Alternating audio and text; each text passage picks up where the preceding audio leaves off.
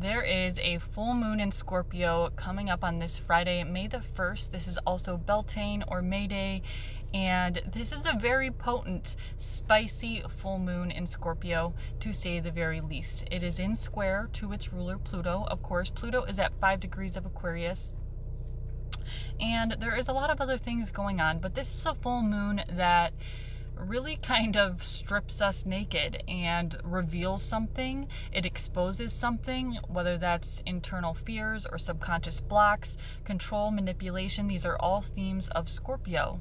It's almost like saying, what are you afraid to truly feel? What needs to be exposed? What needs to die and be reborn? Scorpio is, of course, the 8th sign of the zodiac. This is fixed water.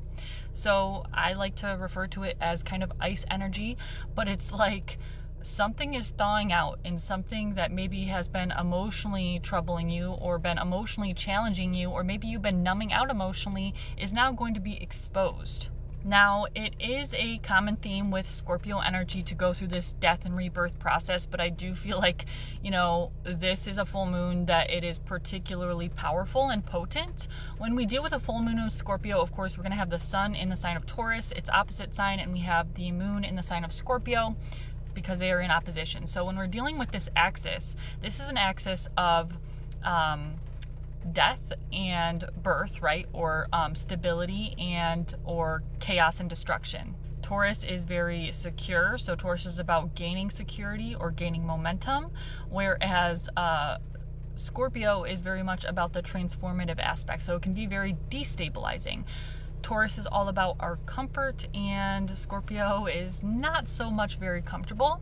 It is very intense, to say the least. Taurus is about our growth, and Scorpio is really about our death. So look and see where you have Scorpio in your chart, which house is ruled by Scorpio. This can give you some key indications of where this energy is happening for you in your personal life. But there's something that you're going through in regards to this particular house or where the moon is placed. Of course, it doesn't necessarily have to be in that house. The moon could, be in the following house. But there's something about where the moon is placed at 11 degrees of Scorpio. It's like, is there enough stability for it to survive the scorpionic transformation, right? Scorpio certainly strips it down, it exposes the truth, and it lets something die. This can be an energy of deep-rooted fears, insecurities, control, manipulation, of course. It can be about sexuality or trauma that is physically stored in the body that we're trying to transmute in some way. And or possibly maybe emotional undercurrents, or maybe where you've been emotionally repressing something, and this is a full moon where we can definitely release that. And a lot of times when we repress something emotionally, it shows up in our physical body, right? So this is an energy of really tuning into that emotional undercurrent and see how it relates to your life, particularly to your chart. Of course, fixed sign placements, Taurus, Leo, Scorpio, and Aquarius are going to feel this full moon the most, and probably going through the most painful or transformative transformations. But this is definitely an energy that everybody is going to feel. I'd also like to mention that Mars is the traditional ruler of Scorpio. Of course, I use Pluto most of the time, but I do look at Mars. Mars is at 16 degrees of Aries, and Mars is in square to Jupiter. Typically, any square to Jupiter isn't going to be monumentally bad, but it is an energy of maybe where there's too much of something, or you're overdoing something. So maybe there's this energy of overdoing, overworking, being too high strung or uptight, or not really slowing down to feel into things. Jupiter is in Cancer. Maybe there's this energy of an overemphasis on a self or your image, or Aries type themes, right? There's too much emphasis in the Aries area of our chart, and we're not slowing down to kind of smell the roses and look at what's beneath the surface, whether that's in home, family life, your emotions, things of that nature, your family, children, etc. And remember that Pluto is in Aquarius, so this is like, it's squaring the moon, so there's some sort of like emotional truth that needs to be revealed or exposed.